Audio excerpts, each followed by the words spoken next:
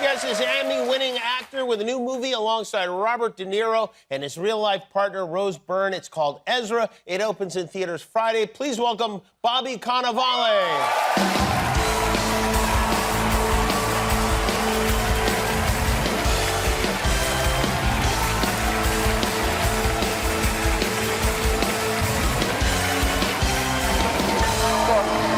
A kettle of hawks. What's that? A kettle. A kettle of hawks. Well, let's hope not.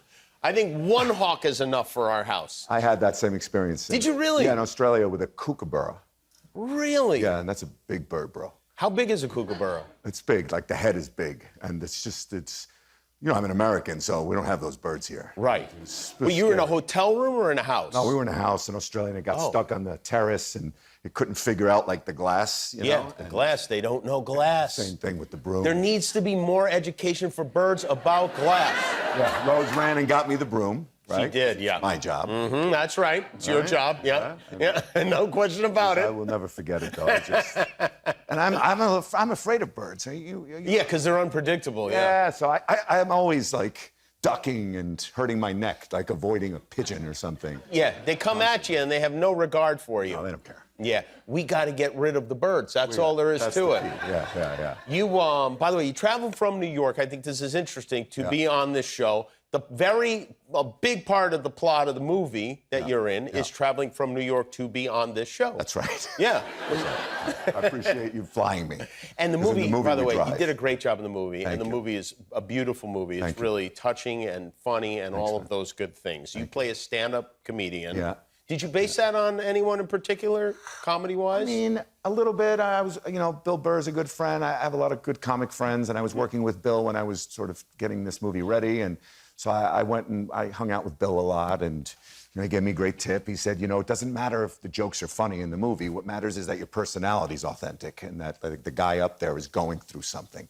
So that was like a great tip from a stand-up comic actor or somebody I respect a lot. Yeah, and then you work with this young man who is he's really great in the movie. His name's William Fitzgerald. Yeah, he's awesome. He's on the spectrum. Yeah. He plays a kid who is on the spectrum, your son. He was here, actually. I saw him, in the studio with Tony, right? Yes, with Tony Goldwyn, your director. We had a lot of fun with him. And your dad is Robert De Niro. Yeah. Which is not the first time you worked with him. No, I worked with him in The Irishman, but it went much better this time, you know. It's not that it didn't go well the first time, but the first time, you know, like everybody was in that movie, you know, Joe Pesci. And, right, yeah.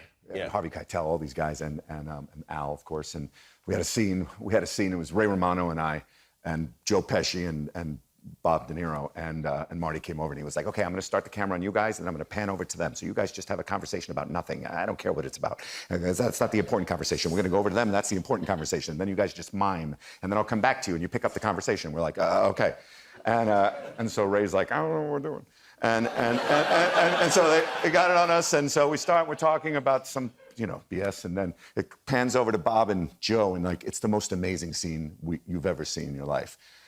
And Ray and I are just staring at them.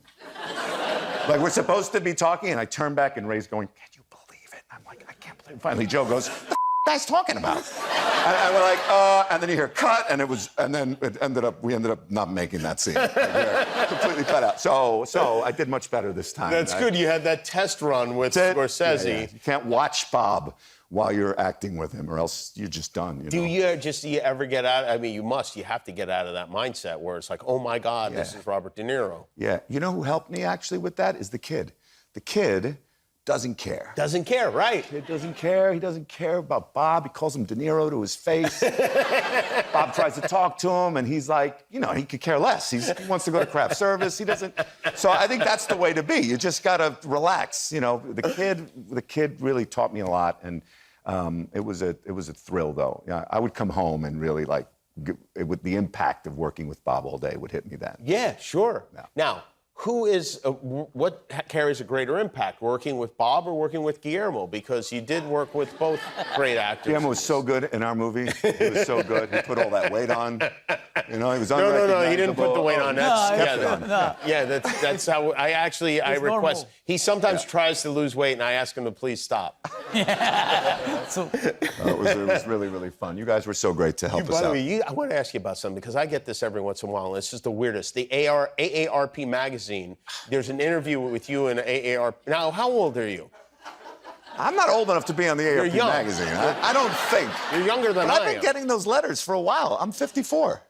Oh, yeah, I think they're trying to just get more money or something because they're expanding lower and it's insulting is what it is. Yeah. It's disturbing, not insulting. Yeah. And then, it was weird because I was like, why am I going to do an interview for AARP? And they were like, oh, it's really good. It's a good audience. And I was like, okay, all right, okay, I'll do it. And then, like, as I started thinking about it, I was like, well, why aren't I on the cover? Oh, you weren't on the cover, yeah. Not on the cover. Who was on the cover? Some 26-year-old or something? Probably somebody younger, yeah. But yeah, I did. But you mentioned, and the reason I bring this up is because you mentioned that you regularly, like on a weekly basis, go to a Russian bathhouse. Well, I go to the Russian bathhouse, which is on East 10th Street. It's been there for 125 years. It's called the Russian, or it's just thought of 10th Street as baths. the? I see. It's been there forever. It's like a Russian, it's a Russian bath. It's been there since the late 1800s and.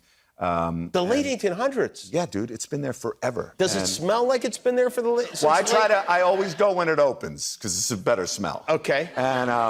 And I always try to go when it opens, and I always try to go with a friend or two because, or else I'm just nonstop just saying, take it easy, because people just want to talk to you, and it's a weird place to get into a conversation because you're half naked. Yeah, right. Yeah. So, but I love it, man. I never regretted it. I've heard about these places. Do they beat you with branches at the? Yeah, the Plotska, you can do that. Yeah, where they like beat you with the leaves. I have done it. It's pretty good. Is it? Yeah, and it's everything. It's like now people do it and they do it in fancy places, like at spas and whatnot. But it's not really, the beating the original. part, though. I haven't seen the beating at a nice spa. I don't think so, but like the cold plunge, for instance, it's like an ice-cold pool. Yeah. And then there's the Russian room, which is like 160 degrees. It's so hot and it's incredible.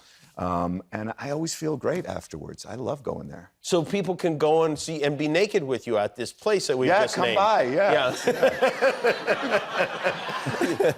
yeah. I usually go between 12 o'clock when it opens, and then I go and I pick the kids up from school, and I get through that 5 o'clock, How are the kids? I know last time you told me they were really into Titanic, Titanic. Yeah, my 8-year-old was into Titanic, and now he's into basketball. Thank God. I have 3 sons, and I finally have a son who's into sports.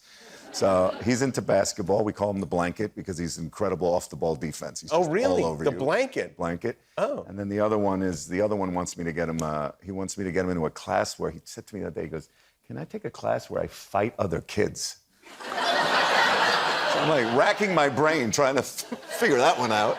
That's called class. That's called school. That's called recess. I think he means like a self-defense thing because I was like, how about Taekwondo? He goes, nah, that's just standing in a line. I want to go. You know what? Just teach him some Russian curse words. Take him to the Take him to baths.